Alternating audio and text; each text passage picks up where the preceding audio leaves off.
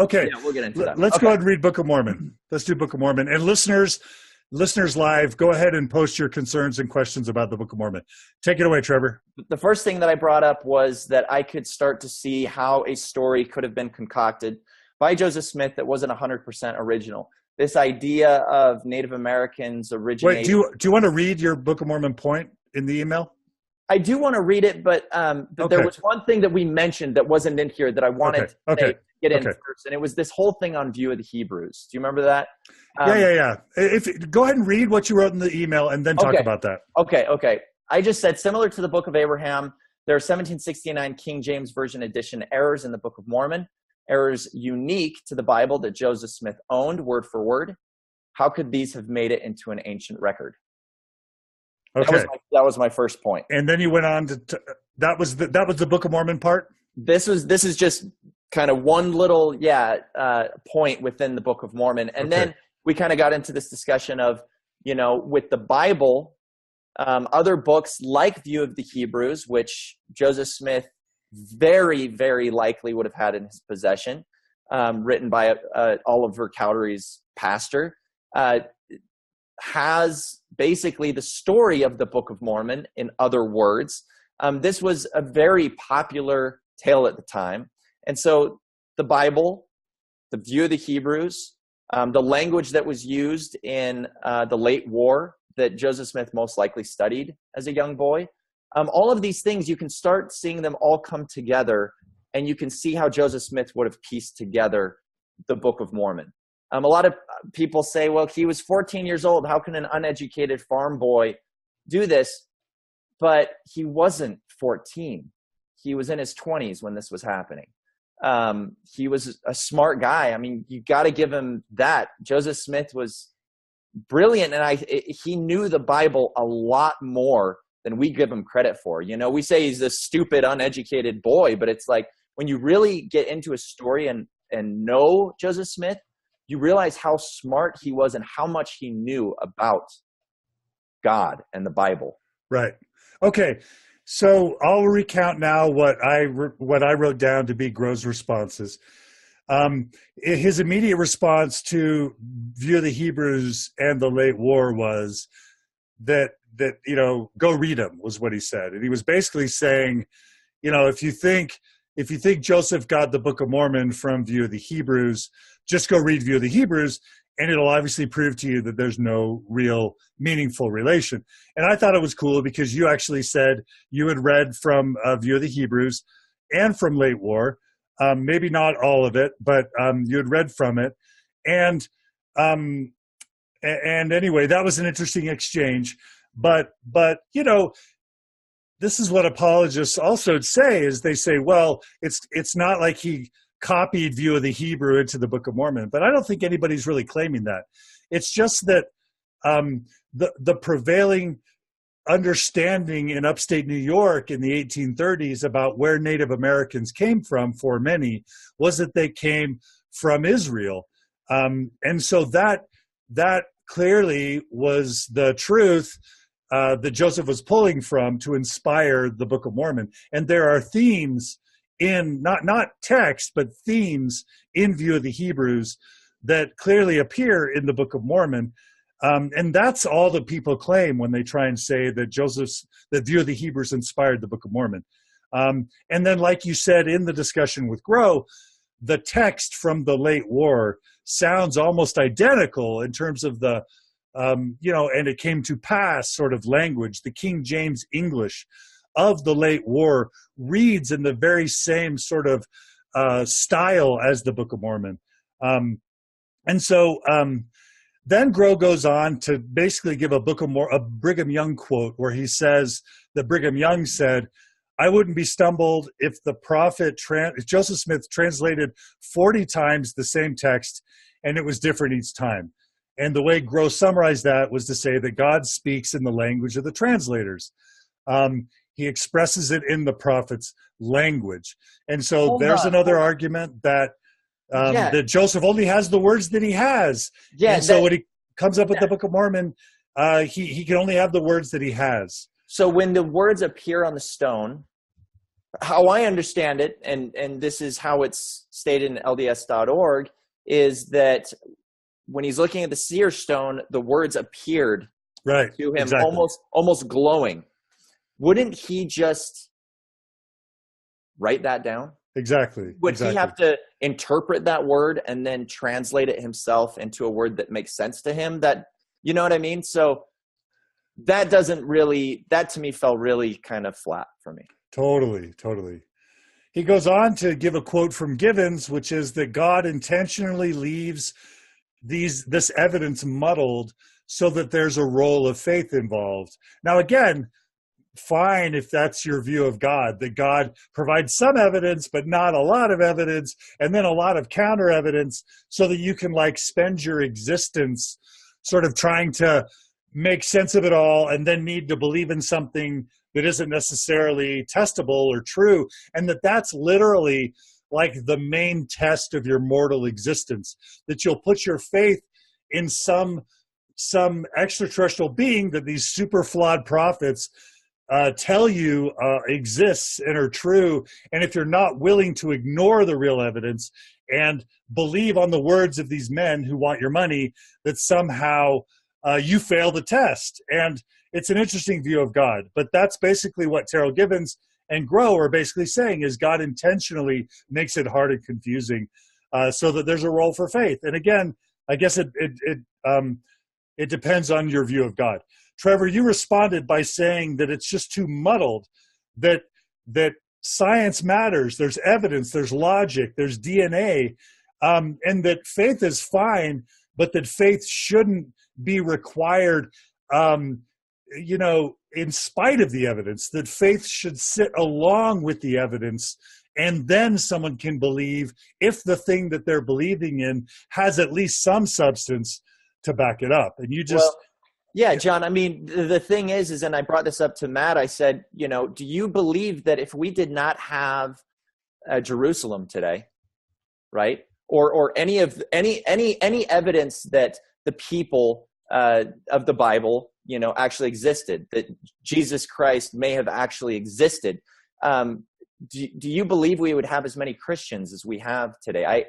I highly doubt that, because it would be a completely fictional place. We have the Roman Empire. We have the Egyptian pyramids. I mean, it's not crazy to think that that these people would be leaving behind some trace. My biggest thing, and obviously Matt Groh, he's not an archaeologist, and so he was doing his best.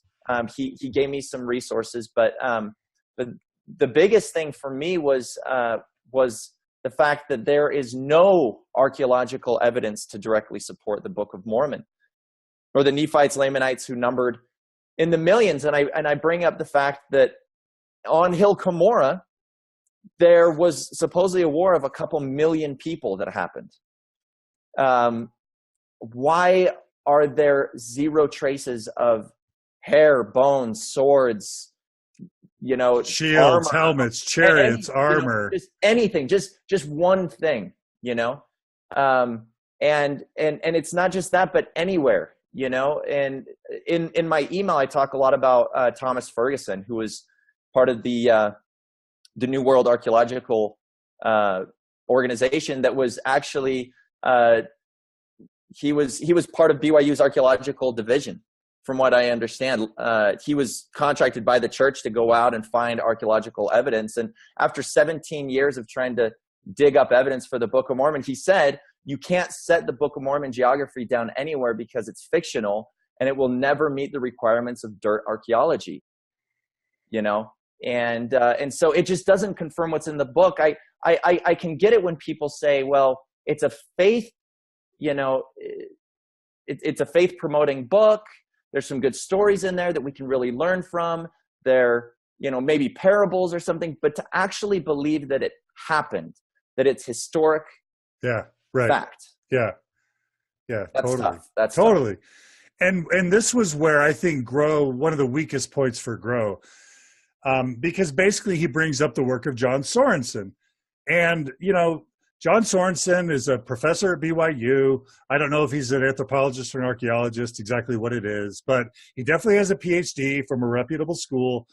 But at the same time, if you reference the Mormon Stories episode that I did with Michael Coe, who's a Yale-trained archaeologist, who is a specialist in Mesoamerica during the time that the Book of Mormon takes place, just go back and listen to that episode. Michael Coe, C-O-E. I asked him, were there metal swords? He says no. Were there horses? No. Were there cattle? No. Were there sheep? No. Wheels, chariots, he goes, wheat, barley. He basically just makes it very obvious that there is not a shred of meaningful, credible archaeological evidence to bolster the Book of Mormon. And anyone who really understands and is objective about this issue will realize that John Sorensen, I'm sure he's a lovely man. I'm sure that John Sorensen is smart. I'm sure that his degree is credible. But there's not a non-Mormon archaeologist anywhere that would back up the things that John Sorensen writes in his books, like the Mormon Codex, I think it's called, where he tries to shoehorn cherry-picked archaeological, anthropological evidence to demonstrate the truthfulness of the Book of Mormon. If it were even worthy of consideration by non-Mormon archaeologists and apologists, which it's not, it would be a laughingstock. And so for Grow and then Clarke to kind of say, hey, there's this smart guy at BYU who's got a PhD who's written this book that no one really understands, just trust that, and you don't need to worry about all the others that would say that it's sort of a laughingstock.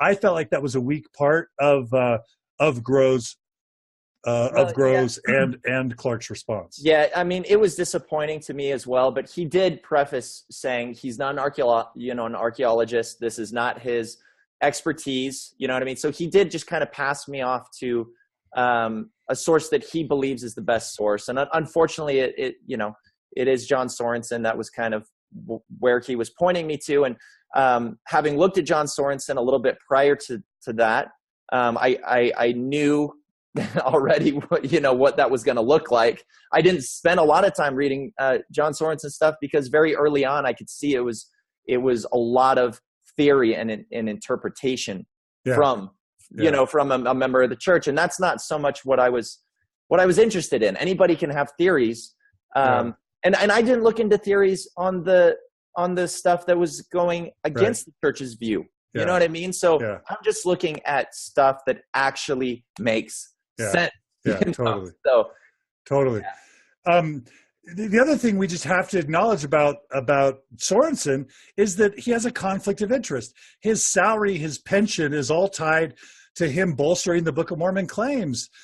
His job is dependent on that.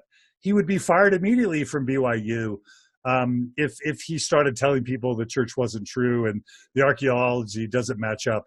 So he's cherry picking evidence to prove his faith-based beliefs with zero credibility in sort of a peer-reviewed, objective way. So I do think it's fair that Grow mentions him. I just don't think it's a very credible thing to refer people to. And it's a common tactic to say, a smart guy has done all the thinking, so you don't really have to. And I don't like that approach. It's what they did with Hugh Nibley, and it's what they're doing with John Sorensen. And John Sorensen nor Hugh Nibley were credible. And we know now through Mormon leaks that the church actually disregarded Hugh Nibley's apologetics in some instances.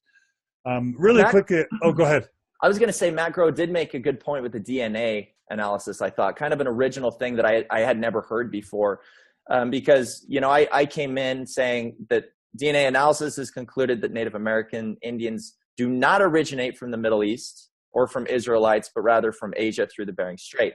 His thing was, I thought his strongest point was that we don't know what Lehi's DNA would have been. Okay, I know that's a stretch, but it was something new that I'd never heard, right? And just because maybe I've been dealing with these things more. I heard that at a fair conference, like back in 2005, 2006, 2007. I don't remember the exact date, but that's been around a long time. But again, I just want to call attention to something. Apologists are always trying to find the gaps and say that we don't know for sure. They're trying to create plausible deniability. They're trying to make the target as small as possible so that then they can still create the possibility of belief. And just refer to the wonderful DNA episodes that Jamie Hannes Handy did for Mormon Stories.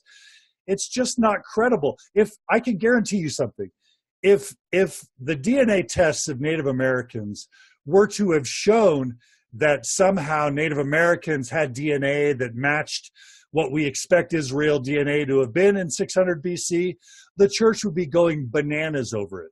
And showing that it proved the church was true. Just like with the Book of Abraham. If it turned out that Joseph's translation of the Book of Abraham, and the Egyptian Book of Abraham, had been factual, the church would have said, game over, the church is true. But because the evidence doesn't go in their favor, they're going to say, oh, well, maybe there are other massive populations in ancient America that unfortunately, strangely, the Book of Mormon never talks about.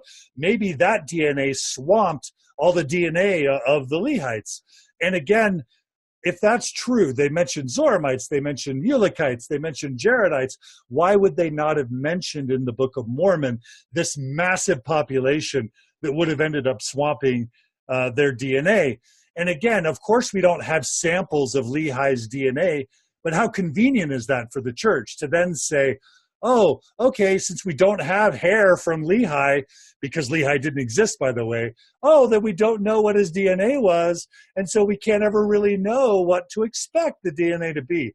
It's typical apologetics making the target so small that you can't disprove it. And wasn't it interesting as well when I said, well, didn't it used to say in the introduction of the Book of Mormon that because they talked about, well, they don't know how many people were already here. You know what I mean? Like the DNA could have been lost, or whatever. And I pointed to the fact that I remember growing up reading in the introduction of the Book of Mormon that these were the primary ancestors. Principal ancestors, yeah. Or the principal ancestors. Yeah.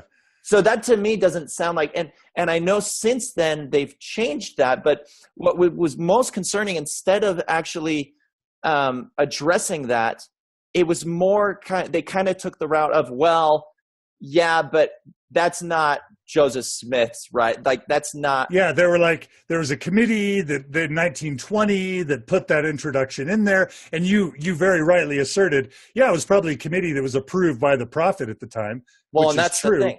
Yeah. That's the thing, right? But it's not just that. It's that Joseph Smith himself sent missionaries to the Native Americans to convert them, because he was telling everyone that the Native Americans were the pure blood of Israel.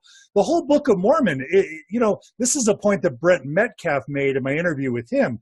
The Book of Mormon says that its main purpose is to bring the Native Americans, the Lamanites, the descendants of Lehi, to bring the gospel back to them. And so if the Book of Mormon's express claim is to bring Lamanites to Christ, if Joseph Smith himself is sending missionaries to American Indians to convert them because they're the pure blood of Israel, then are we supposed to now go, oh, well, Joseph misunderstood the fundamental purpose of the Book of Mormon. Joseph misunderstood who Lamanites were. This committee in 1920 misunderstood. But now in 2017, we're supposed to go, oh, okay, now the prophets are getting it right, when for over 150 years, they had no clue who the Lamanites even were. Again, who are the Lamanites? It's the shrinking target. Yeah. Where the Lamanites are disappearing. We don't talk about them anymore. Spencer Kimball used to care about the Lamanites. Now we don't care about them anymore. We've changed the Lamanite Generation Performing Group to now be some other name, because now we just kind of don't want to ever talk about Lamanites because it's all of a sudden inconvenient. Well, when it was the foundational understanding of Joseph Smith and the purpose of the Book of Mormon to be for the Native Americans that everyone knew were the descendants of Lehi. My wife is from Bolivia, and she's still trying to get over the fact that she might not be a Lamanite. When I served a mission 15 years ago, that was very clear to all of us missionaries that we are preaching to the to the Lamanite, the ancestors. We would actually tell people that, like, these are your ancestors. This book, you need to know this, you know? And so, and then you can get into a lot of other things with that are derogatory that I'm really surprised that people actually don't see. But again, you know, most of these people that we're, you know, talking to in Latin America are so nice and humble and loving. They would never even be defensive on the fact, you know, but to me, I always kind of felt like the church was talking about them as if they were a lesser people. And I always, like you said, it was always kind of a touchy thing for me, you know. I never felt comfortable talking about it in that sense. But anyway, but it is assumed, I think, very much. And so really quick, I want to go to some of the comments for our live listeners. We have 210 live listeners right now, which is a great number. So people are finding value in this conversation. Eric writes that you have awesome hair, Trevor. So I just want to, that's a really important substantive conversation. Let's talk about that for a while. I like where that conversation's going. Yeah. I think it's really important. Someone writes down below, they remind us about the words, you know, when Grow was saying Joseph only has the words that he has. And so, of course, the Book of Mormon says horse when it was probably something else like a tapir, or of course it's, you know, maybe elephant when it wasn't an elephant, but that's not true. One of our listeners reminds us that the words, you know, Kurlam and Kumamon, or whatever those words are, some of the words for currency, like C9 or whatever, Joseph is creating words that don't exist in his context. And that's because he's claiming that he's seeing in a stone the words that are actually written. So this defense that Joseph can only use the words that he has, it's not a really credible response. And it was Bruce that wrote, if God's using Joseph's words, where did the words Kurlam and Kumam come from? Do you not use that in your everyday vocabulary, John? Kurlam and Kumam? I can't even pronounce it. Debbie writes, if the words appeared on the stone like words written on a piece of parchment, why were there so many errors that had to be fixed later? Did God not know the word horse? Did God not know the correct translation of the Isaiah passages that mysteriously have the same errors as those that the King James Version translators mistranslated in the Book of Mormon? Those are really good points. There are other points about DNA. So I'm just going to go up. Heath writes, we do know what Lehi's cultural DNA markers were. The argument is only used to confuse people who think you need to have an individual present to know their DNA profile. That's a really good point, Heath. Super glad that you're joining us. Bruce writes, the Book of Mormon says the brass plates told Nephi that he, Lehi, and their ancestors came from Joseph. So that seems to be Semitic. That's a really good point. Alice writes, one of the issues I kind of had with the interview, no, we're going to talk about polygamy later. Aaron says the DNA could be Jewish, a perfect match, but if it is from thousands of years before Nephi came, it doesn't matter. Spencer writes, anachronisms in the Book of Mormon is another blow to its claims of historicity. Heath writes, Book of Mormon internal prophecies indicate that the seed of Lehi will be preserved. Seed indicates direct blood descendants or DNA. And Heath, that's a really, really important point. Aaron writes, don't forget the revelations to marry Lamanite women as concubines to turn their skin white and delicate. Yes, that's an important point. Joseph Smith, when apologists try to defend polygamy, because we have Joseph having sex with Fanny Alger somewhere around 1835, if the revelation for polygamy, which became D&C 132, didn't even get written down until sometime in the Nauvoo time period in 1840s, apologists, critics are like, well, why is Joseph sleeping with Fanny Alger in 1835, 5 to 7, 8 years before the D&C 132 is even revealed? What apologists go back to was this 1831 version of a revelation that Joseph received, where he's basically telling his missionaries to go out to get Native American wives to enter into plural relationships with them, because many of them were married, and that through children or progeny from those relationships, that their skin would be turned white and delightsome. So again, that's Joseph having a very clear view that Native Americans were direct descendants of Lehi, and that their skin was to be turned white and delightsome. And that's when Jasmine's comment comes in. Jasmine says, I'm Mexican, and to continue perpetuating the Book of Mormon as a historical fact is racist. And she uses the terms racist in capital letters. It is, Book of Mormon is a racist document, and the teachings from the Book of Mormon are racist, and perpetuating the Book of Mormon as a historical document is a huge disservice to your wife and to people in the Pacific Islands and to all the Native Americans out there. I couldn't agree more. And you know, another thing is people are like, well, why are you all of a sudden so interested in DNA and archaeology and all this kind of stuff? And it's not like all of a sudden I'm like having a special interest in it. It's just my entire life I assumed that we had enough archaeological evidence on our side and logic. I had seen these giant books, you know, like John Sorensen's, that's like, you know, Book of Mormon archaeology explained or something, you know, and you just assume, like, I'm not going to read that giant fat book, but you just assume that we had enough on our side. It actually blew my mind when at 35 years old, John, at 35 years old, like, and I know I'm not the only one. I mean, there's some people older than me that are just coming to this realization, like, wait a minute, there is zero archaeological evidence to support the Book of Mormon. Like, what?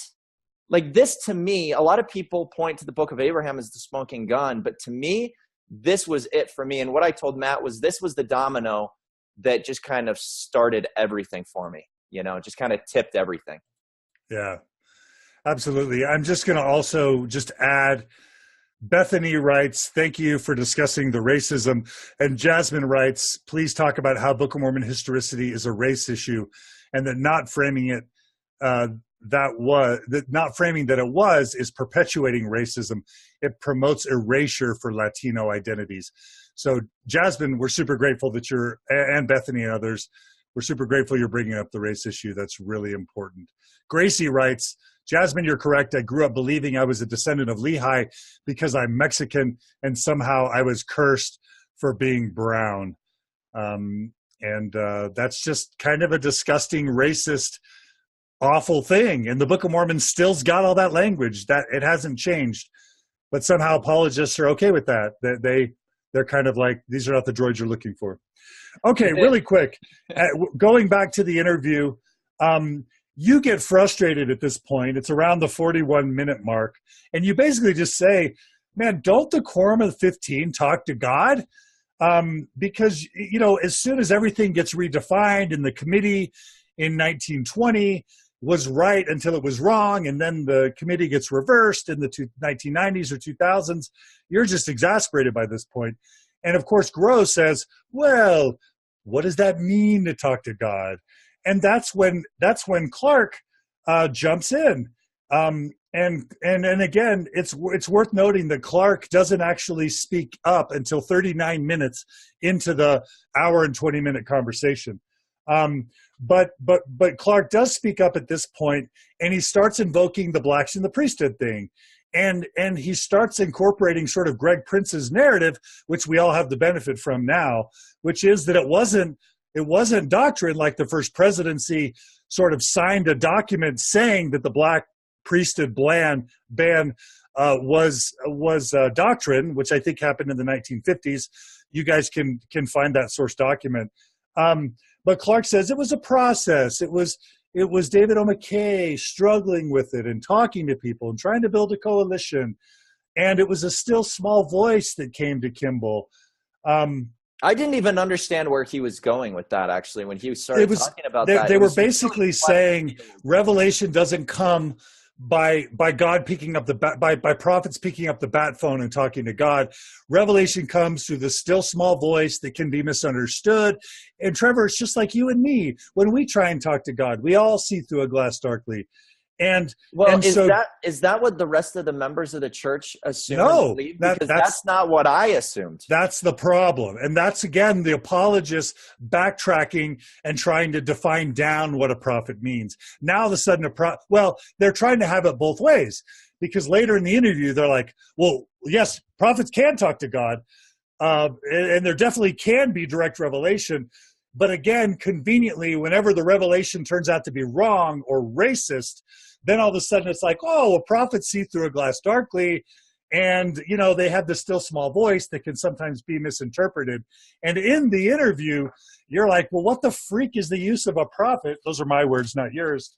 If the communication is so dark and confusing. You're taking the words out of my mind, what I was thinking. Okay, good. I'm channeling you in a spiritual way instead of in a scholarly way. Well, John, it gets to the point where it gets frustrating, right? Like you say about 40 minutes, it was a very, kind conversation. It was open. I was agreeing with them and a lot of their things. Again, I didn't have time or really want to debate the facts with them. That, it was more to get their take and their belief on things. But it gets to a point when it builds up so much that I just got so frustrated that I'm just like, well, why even have a prophet then? I mean, if we're saying right now, if Elder Clarke is saying that, no, actually the prophet receives revelation just like you and I, or it's not too different than you and I receive revelation, that's really scary to me. And that, I mean, I guess it makes sense why there's been no prophecy, if that's the way it's going. But I always believed, when I served a mission, I believed, man, there was that what was it, the 15 witnesses video around the time of Gordon B. Hinckley, and they're looking into the camera and they're saying, I know Jesus Christ lives, and you could see it in their eyes, and they want you to assume they have had this intimate, call it a conversation, call it a meeting or visitation or whatever, but I don't think I'm the only one that believed that these men are actually conversing or communicating with God in a different way or a higher. No, it's the story that we all bought into, and all the people that the missionary discussion shows Joseph kneeling in a grove of trees and God and Jesus appearing above them. And again, it's sorry, John. But I was just going to say, I need to throw this in before I forget, is another thing he says was, but at the end of the day, there's really no way to know. And I was like, I mean, we could ask him. Yeah. And so again, in the interview, we've got Groh wanting it both ways. He's saying that there are dramatic spiritual outpourings, but oftentimes it's through a process where they see darkly. And then Clarke jumps in around the 43-minute mark and says, we can never understand how it happened, but it happened. And then he says, he kind of changes the conversation and says, but prophets keep us going in the right direction. And then for me, what was one of the major low points for the entire conversation is around the 43-minute mark, where he says, Trevor, what's the chances of keeping your kids in the right direction without the church? And then he just does this insulting move where he says, in the church, we have problems, but out of the church, they really have problems. And then he mentions some Jewish guy, and I don't remember exactly what he says about the Jewish guy. Those are his words, not mine. But he's basically making the point that you're never going to be able to raise healthy, happy kids outside of the church. You can only raise healthy, happy kids inside the church. And I'll just say it again. I think people deserve a special place in spirit prison for using this fear-based approach to tell people you'll never find happiness and your kids will be prostitutes and drug addicts if you try and raise them out of the church. So how did that strike you? All I can tell you is how it made me feel. It was kind of the bully approach. I felt like, kind of like that talk, I believe was Elder Ballard. Where will you go? Yeah. Right? Kind of what will you do? And it is. And honestly, I felt that. I have felt that going through my transition. There's a fear of, because you've lived your entire life with the church. You don't know what life is like outside of the church. and they make it seem, very scary. They want to paint this picture of a world that is full of just violence and rape. And I mean, I don't know, but you leave the church and it's game over for you. And that's simply not the case. I've actually found that as I've distanced myself from the church, I've been able to connect with a higher power and be more spiritual, be able to actually step outside of this little box that they've created for me. You know what I mean? And so now since I've been able to experience so many positive things outside the church, now I can look at that as being something very abusive. Does that make sense? That mentality, it's very unhealthy, to say that you cannot have happiness. Children cannot be good people without religion, and more specifically the LDS church in their life. Yeah, that is literally what an abusive spouse says to keep the abused spouse put. They say, I made you, you'll never be happy and healthy without me, you'll never survive. That's the type of abusive rhetoric that keeps an abused spouse in a relationship. Is this where we talked about prophecy, John? Should we go into that? Yeah, let me just read a couple comments really quick. Phoebe writes, we all have personal revelation unless it contradicts the leadership's revelations. She says, what about praying to know if the Book of Mormon is not true? When can those that have done that become significant? So the brethren, if we receive a witness that confirms what the brethren's teaching, well, then that's a true witness. But if it ever confirms something that isn't what the brethren say, well, then that's Satan, or that's a false witness. And that's a really good point, Phoebe. Cameron writes, according to Packer, there's 3 ways you can feel the Spirit, right? It's either your own feelings, the Holy Ghost, or the devil. Yeah. But how can I discern if the devil can dress up like the Holy Ghost? I mean, it's just a God. What kind of mechanism is that? It's not a weird type of God. Cameron writes, I hate the rhetoric that it's impossible to have good morals without religion. It is absolutely consulting. That's absolutely true. Okay. So I'm going to go ahead. So like you said, the conversation then turns to Jeremy Runnels. And again, around the 44-minute mark, the discussion about Jeremy Runnels, it happens in sort of 2 different parts, but it's one of the most insulting parts of the interview. He basically assassinates Jeremy's character in a couple places. The first time, he basically says, I read somewhere that Jeremy promised that he wasn't going to publish CES letter until his mother died, but then he published it before his mother died. And he basically said, what kind of despicable, these are my words, what kind of despicable human being would dishonor their parents that way? Of course, that's a problem because, what about the things Joseph Smith did to his own wife? But let's ignore that. That's because Jeremy Runnels is an evil human being. And then you very, very lovingly came to Jeremy's defense and basically said, I think Jeremy wanted to share his truth with loved ones. Isn't that a good impulse? If you've discovered truth, isn't that good to want to share it? And then this is one of the very most important points that my buddy Christian wanted to make sure that I emphasized. One of the weird things that Clarke does is he basically says, I admit that the church misled people for over a century on its historical narrative. Now, those are his words, but if you go back and listen to it, he admits that the church gave a false narrative. And this is exactly what Richard Bushman told people recently in a fireside, that the predominant historical narrative the church has taught is unsustainable. That's what Clarke agreed to. And then he said, but now the church with its essays is now putting out an even and a balanced sort of representation of the historical record, which to my understanding, most of the historical people that read the essays feel like they are not fair and accurate in their laying out.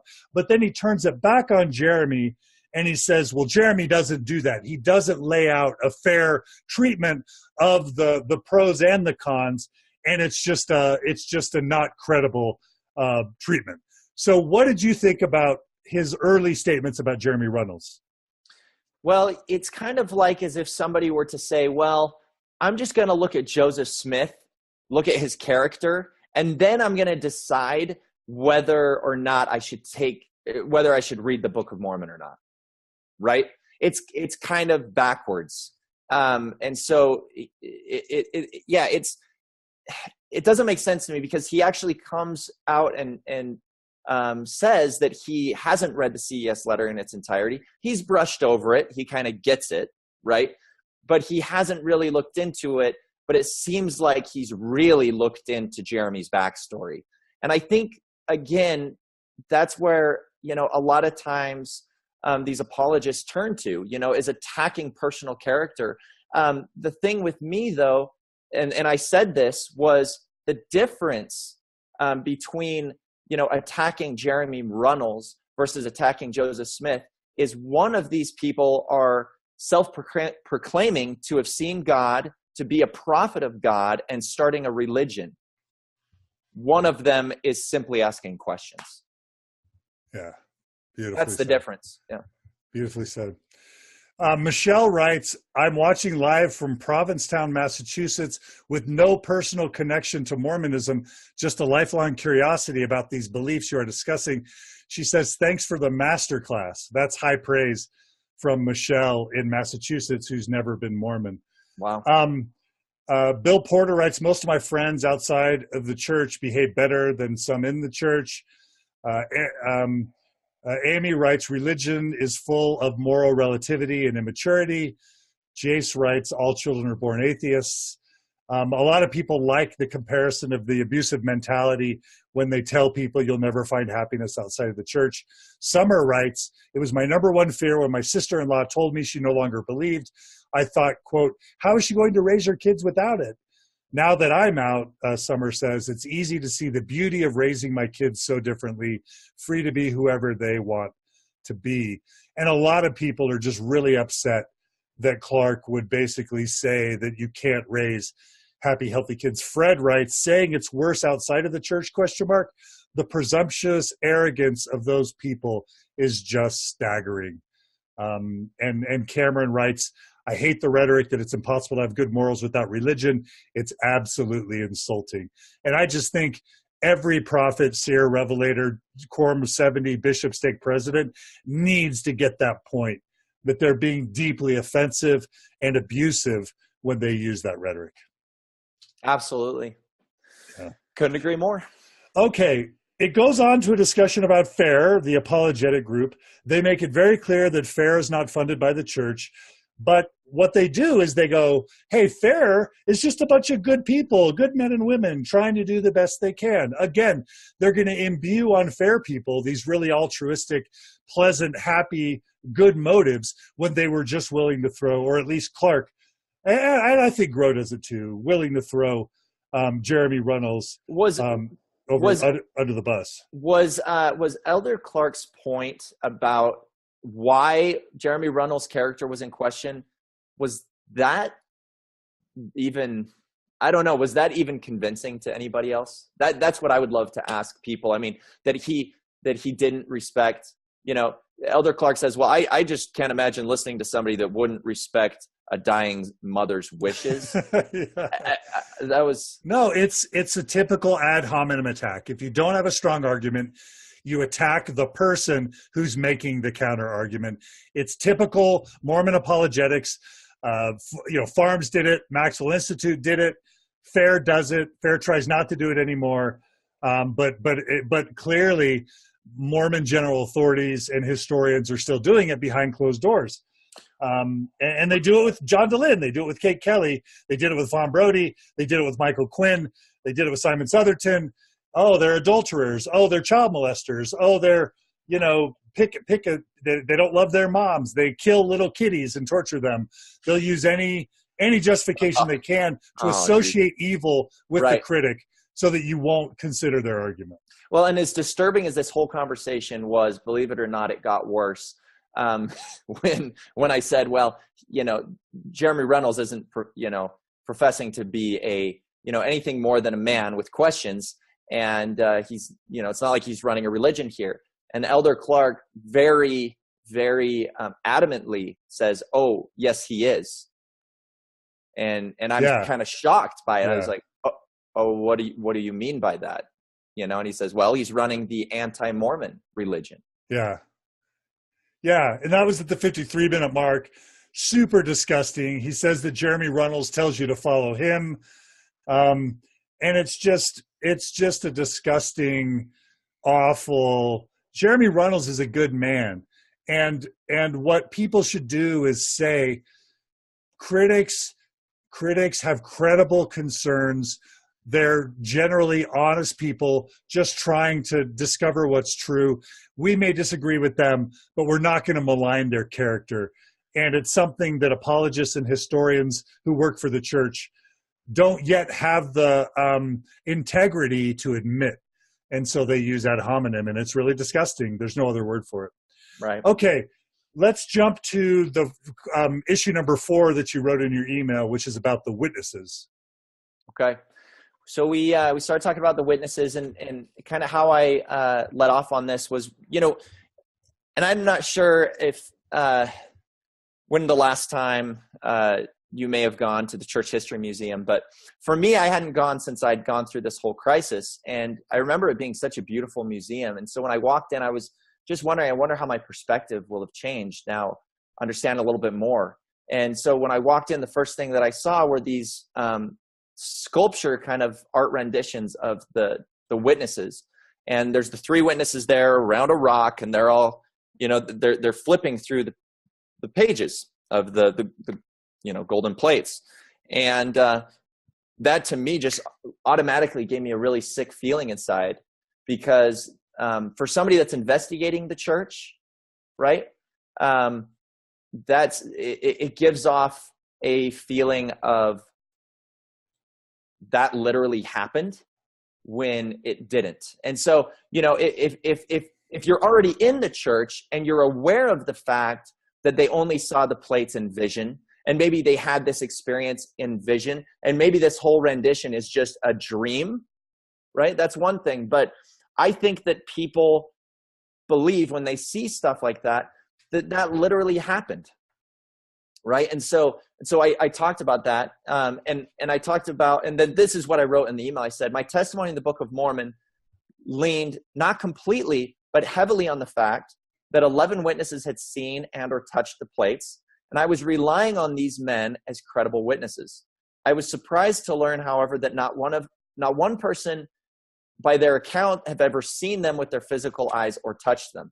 The witnesses, by their own admission, seem to have only seen the angel and plates in a visionary state in their minds, as Joseph suggested to them, and not really with their natural eyes, as most members are taught. So why would real metal plates need to be seen in a vision or with spiritual eyes, as many of the witnesses later testified? Right. That was my. And there was, and so, the response was basically, there was a discussion about, whether or not it's true that all of the witnesses ended up following Strang. John Hamer made the point that Emma didn't follow Strang. And someone mentioned, I think it was Grow, that Cowdery didn't become a Strangite. I don't think that totally matters. I think your bigger point was, if these witnesses are so credible, why are they following the next goofball who claims to be a prophet and who claims to manufacture scripture? How can they be credible? You also go on to talk about, there was some debate from Grow about whether or not the witnesses saw with their natural eyes versus touched with their hands, what was claimed, what wasn't. I think reasonable people can debate whether or not the record shows that people were claiming spiritual eyes versus real eyes, a vision versus a real experience, touching versus not touching. The point I think you were trying to make is there are a lot of questions about how real these experiences were versus sort of imagined. But I think you then spoke up to a more important point, which was Joseph Smith ended up eviscerating the credibility. Number one, most of the people that followed Joseph ended up leaving the church. That's true with Oliver Cowdery, Martin Harris, the Whitmers. That's true with Hiram Page, I believe. That's true with those other 8 witnesses, that whole family. And Joseph eviscerated them, their credibility. He called, you mentioned that he calls Cowdery, what did he call Cowdery? a counterfeit, a liar, Yeah. a thief. Yeah, Martin Harris was a buffoon. You know, Joseph assassinated the character of anyone who ended up leaving the church, including the 3 and the 8 witnesses that weren't Smiths, basically. Well, And so yeah. the point that you made is, how can we rely on these witnesses if they're following Strang, if they're eviscerated by Joseph as being liars and adulterers and cheaters? Well, it comes down to this idea of convenience again. And thinking back to, my time in the church, and, anytime the witnesses were brought up, they were always talked about as, definitely put up on kind of a higher,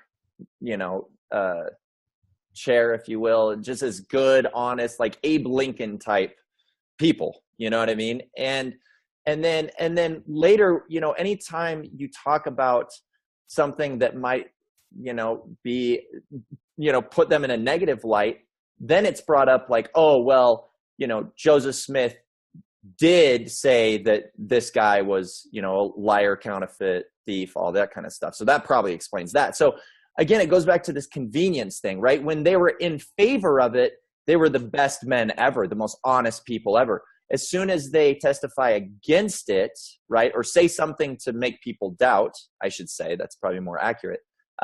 It's like, oh, well, they were liars and counterfeiters anyway. So does that make sense? It goes back to that. There's a theme going on here of convenience and contradiction.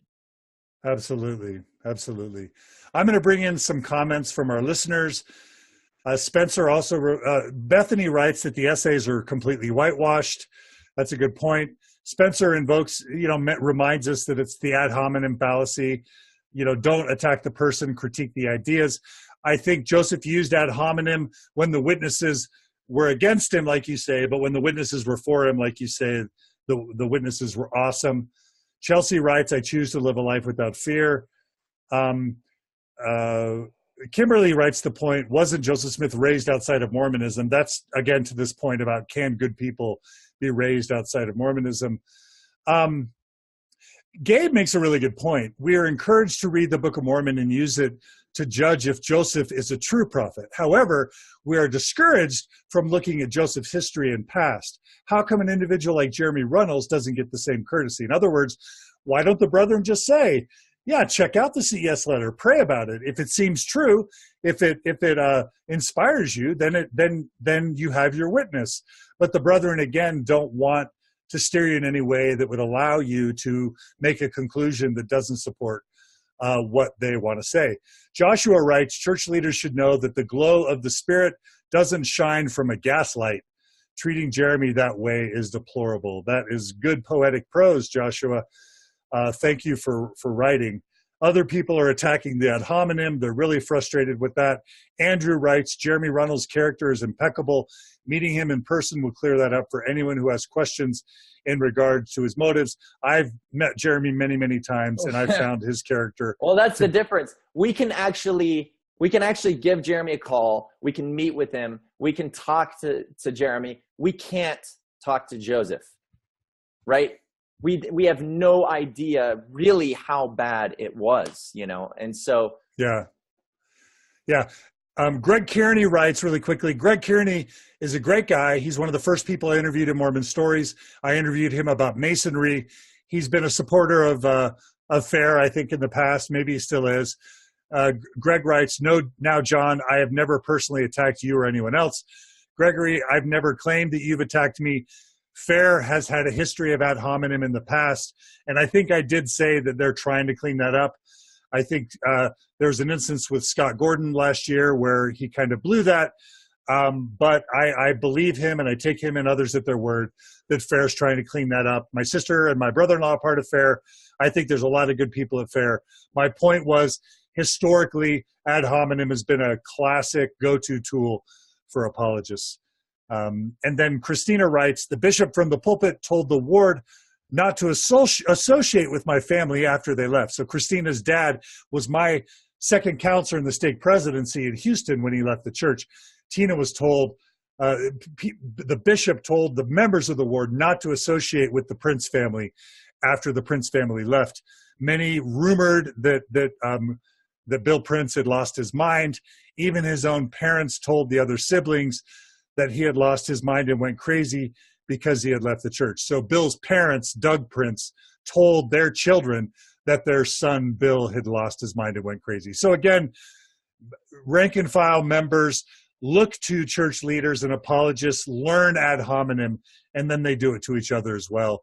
Right. It's a really ugly sort of residual of the human experience in a patriarchy. And I think it's just a crappy way that apologists try and justify what they do. And one thing I want to kind of touch on, and this was somebody's comment about the CS letter, about Jeremy Runnels, his credibility and all that, but it got me thinking about the CS letter in general, that it's sad, but this is what I see going on right now, especially with my circle, is that people have seen that the CS letter is so powerful in drawing people away from the church, that instead of taking the stance, well, go ahead. I mean, we're open to information. We're open to truth. And actually, I talked about that with Elder Clarke, and he said, I think we would agree with that we are all searching for truth. Wouldn't the approach that would be a little more effective be, well, go ahead and read the CES letter and pray about it. It's a personal thing. Look into it, talk to God, and receive your own personal revelation on it. But instead, they take this approach that is very much fear-based again, that the CS letter is of the devil. And it's a slippery slope. And as soon as you read it, the devil will creep into your mind, or his spirit will overtake you, and you will have a exorcism or something. I don't understand their mentality on that, but the word is definitely going around, as far as what I've heard. People in the church are saying the CS letter is of the devil. And I don't think that's an effective approach for them to take. Absolutely. A lot of really good comments coming in. I'm gonna refer to them in a bit. Let's go ahead and return. Okay, so one of the really important points for me was at the 52-minute and 20 mark, right in the middle of the conversation about Jeremy Runnels. Basically, Elder Clarke makes one of the biggest points, I think, for you, Trevor, of this whole takeaway. He basically points to Grow, and he says, this is why I bring Grow into this conversation. He basically says, I'm not that smart. I don't have time to spend a lot of time on these issues and to delve into them. So what we do as general authorities is bring in the smart people like Patrick Mason, like Grow, like Fluman, like John Gee, like Hugh Nibley, Sorensen, Bushman, Givens, and we basically point to the smart people to explain all this away. How did you receive sort of that admission by Clarke that the brethren have to point to the smart scholars to explain this stuff? Scary, I think, would be the word. I mean, here's the thing. I don't doubt that he is busy. But at the end of the day, he works for the church. I would think that his number one responsibility would be to be familiar with this stuff as a high-ranking leader and official of the church. Look, I'm busy. I don't work for the church. I have a career. I have a young family. But still, in a short 6-month time frame, I've been able to assemble all of this knowledge on these subjects in my spare time. Every night, 2-3 hours a night, I look into it. I read something. I'm educating myself. So for him to use that cop-out, for me, was really kind of scary. It showed me, actually, that more than anything, that there was a lack of care and interest, in really knowing these things. And it was very revealing to me that these prophets and apostles are leaning very heavily on these apologist historians to kind of do the job for them. And I think that's a little backwards. in a lot of ways. Because if these men, I mean, what would be more powerful? Finding somebody that went to Notre Dame, or talking to the guy that's having direct communication with God? Right. Yeah. Yeah. It's supposed to be from the prophet that you read the truth.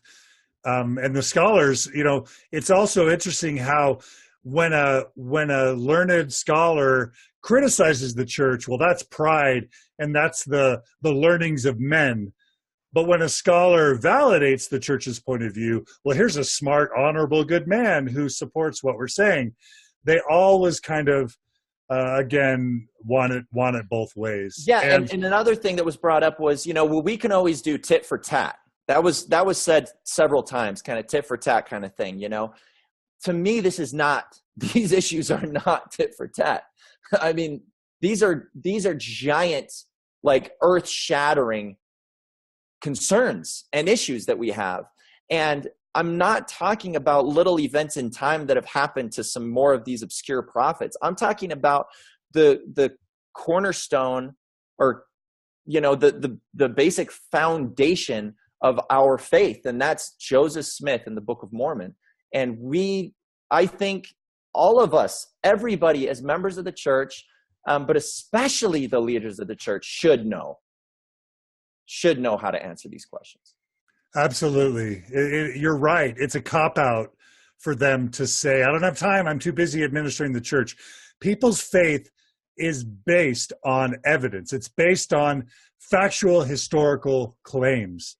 And if that's the case, if you're going to be a general authority, if you're going to be an apostle or a first presidency member, if you're going to represent the church, apologize for the church, encourage people to join the church, you should know its history very, very well. And if, like you said, Trevor, if 20 or 40 or 50,000 Mormon Stories listeners, or 50,000 CES letter readers, or 100,000 CES letter readers can take time from their busy schedule as having day jobs, as being parents, whatever they are, in school, and we can take the time to learn this stuff, so can members of the Quorum of the 70, so can the First Presidency, and they should. It's their duty, I think, and it's a cop-out when they don't. I'm going to just read some other really good comments from our listeners really quick. Phoebe, when we were talking about can the 8 and the 3 witnesses have been reliable, she says, stop for a second and think, can 12 to 15 people coordinate something that is a lie? I think that's a really good point. I think they can, or they can be deceived. Susan writes, I grew up in the church. I'm 65, and I've never heard anything other than that the witnesses saw the book physically. So Susan is reflecting what many of us were surprised to read, that in some instances, the witnesses talked about what Joshua wrote as second sight, or the eyes of our understanding, which is a point that Grant Palmer brings up in his book, An Insider View of Mormon Origins. Again, maybe the historical record is murky there. What's not murky is that definitely this idea of spiritual eyes and second sight was heavily interwoven in the perspective of the people and that were witnesses. Yeah, we don't understand that from a 21st century perspective. We assume that these things, when somebody says, I touched the plates and I saw the plates, obviously we are taking that in a literal way. We don't take into consideration that a lot of these men were very much into magic at the time, like dreaming and seeing God, and second sight, having divining rods and seer stones and treasure hunting and all that. That was totally just normal. And so when you take that and you write it in a very literal way, over time, as that magic has disappeared, we now take it in a very literal way. And the church doesn't correct it. They allow us all to assume that it did happen, literally. These were superstitious people. Joseph was running around claiming that he could find buried treasure, taking people to these supposed caves or burial sites, saying that he could see the treasure in the ground. Oh, but that the angels withdrew the treasure. Like, these are kooky, superstitious people to start with. And that's who Joseph chose in many instances as his followers. So it's possible they were lying. It's also possible that Joseph just fooled them like the charlatan that he, likely was in that context. Well, I think they wanted to believe too. It was exciting. Oh, for sure. I mean, gosh, and a testament to that is that the majority of the witnesses follow after Joseph Smith. They followed a guy by the name of James Strang. Yeah, and I know you mentioned that, but he received supposedly revelation from God that he needed to translate the brass plates that were given to him that Laban had, and he actually translated them, and some of the same witnesses came along for that ride as well. And so even though they never denied their testimony, I mean, can you imagine denying your testimony of something that you said you saw once? That would completely ruin your credibility. You know what I mean? I don't think these guys ever denied seeing it in a vision. Of course they're not going to ever go back on that, because that completely would ruin their character, right? But the fact that they're catching on to other ideas out there that are just blatant frauds, just says a lot about who these men were. Yeah, and I think it was David Whitmer that wrote this pamphlet that basically said, I still believe the Book of Mormon, is of divine origins. But Joseph Smith, that stuff about Melchizedek priesthood, Joseph made all that crap up. That never happened. He never told us about any of that. I don't know where he got that. And it's just another example of the witnesses basically wanting to say, on the one hand, that, they didn't lie about the Book of Mormon, but they're so willing to throw Joseph under the bus later. Really quickly, Heath makes the important point that you can't talk to Thomas S. Monson. And that's true about the apostles and the general authorities. They'll only talk to you in secret, private, behind closed doors. They don't want you to record the conversation. But none of them, they won't even sign their names to the essays. They want to be able to say, well, the scholars wrote the essays if the essays are wrong. Even though the First Presidency approved them, their names aren't on them, so that if there's anything wrong there, it's someone else's fault. And just the inaccessibility of the First Presidency, the Quorum of the 12, and the general authorities is totally suspect and unacceptable. Heath makes that point. I think that's a really important point. David says that if investigators were able to make an informed, logical decision about the church, given all the evidence, a few would ever really join the church. My dear friend Melissa Wells, who I grew up with, hello, Melissa, she was surprised to hear what we just told about the Prince family. Yes, Melissa Wells, that did happen to the Prince family. They were completely maligned and thrown under the bus by people that they served for decades. All right. And then Bethany writes, the number one sign of a cult is you will never find success or happiness, is when they tell people you will never find success or happiness outside of the group. And Thomas McConkie once told me the sign of a cult is any organization that won't let you leave it with your dignity intact. And I think that's a really important point. The church needs to let people leave with dignity.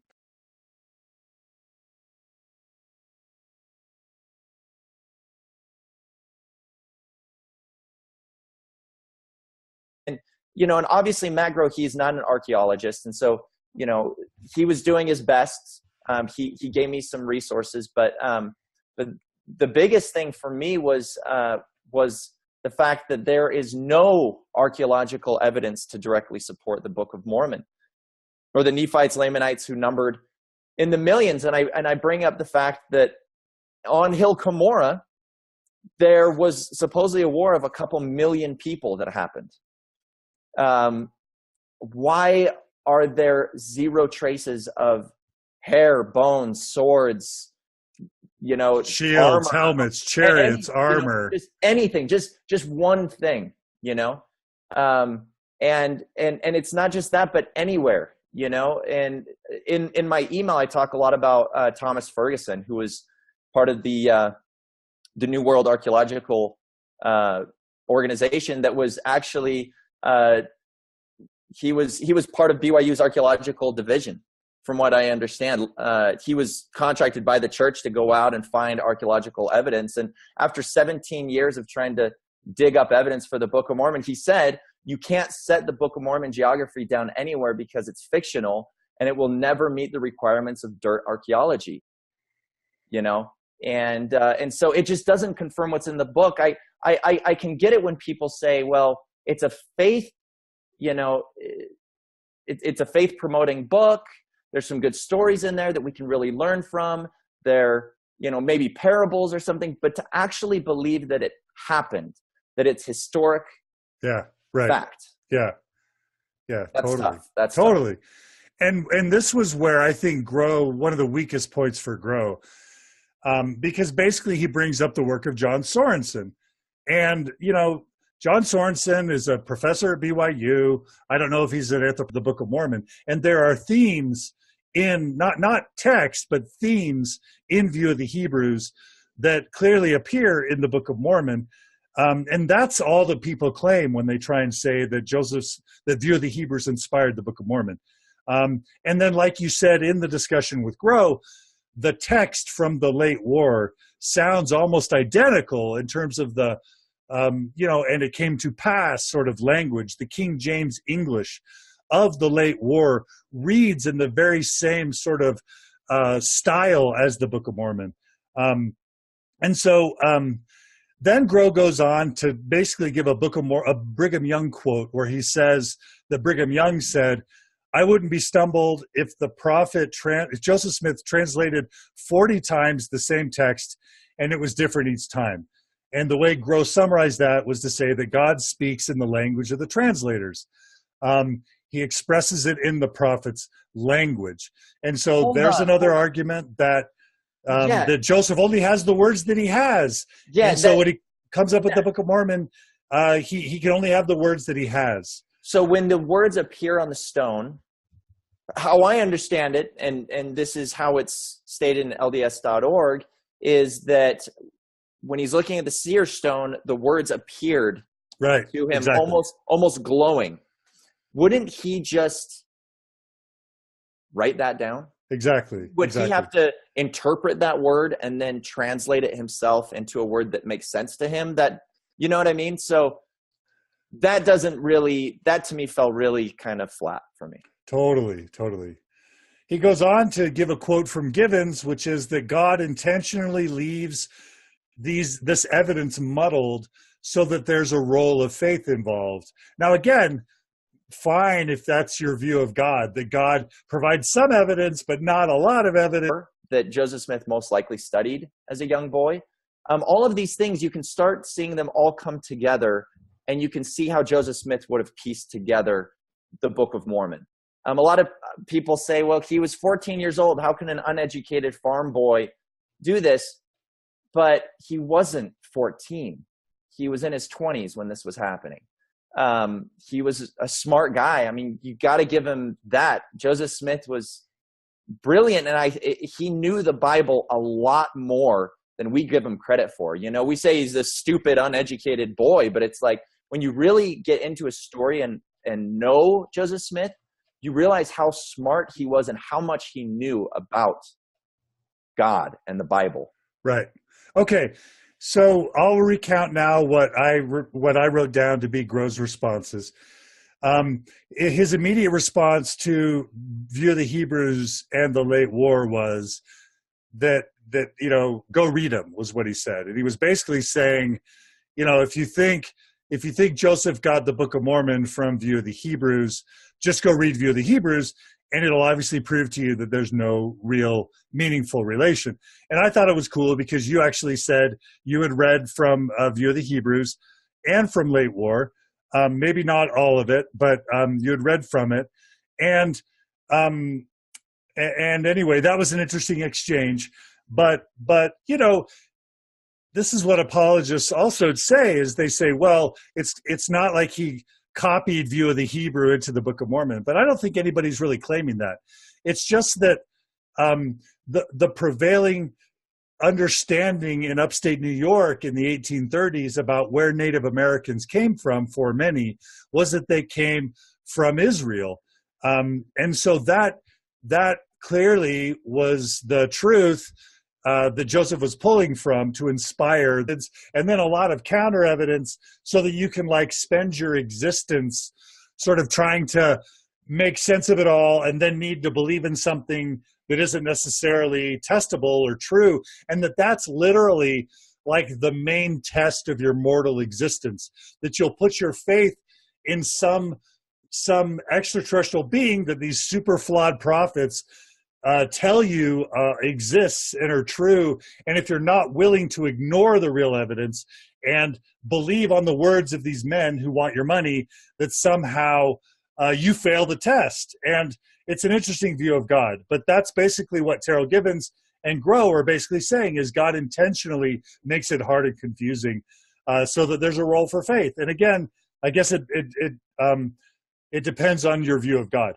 Trevor, you responded by saying that it's just too muddled, that science matters, there's evidence, there's logic, there's DNA, and that faith is fine, but that faith shouldn't be required, in spite of the evidence, that faith should sit along with the evidence, and then someone can believe if the thing that they're believing in has at least some substance to back it up. And you just... Well, yeah, John, I mean, the thing is, and I brought this up to Matt, I said, do you believe that if we did not have Jerusalem today, right? Or any evidence that the people of the Bible, actually existed, that Jesus Christ may have actually existed, do you believe we would have as many Christians as we have today?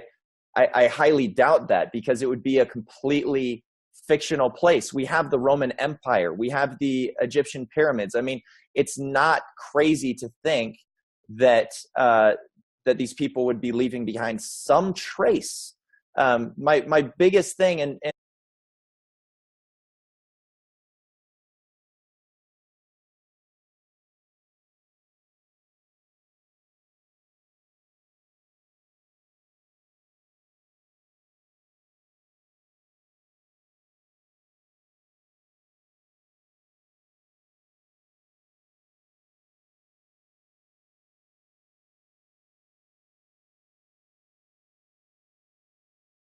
Okay, yeah, we'll get into that. Let's Okay. go ahead and read Book of Mormon. Let's do Book of Mormon. And listeners live, go ahead and post your concerns and questions about the Book of Mormon.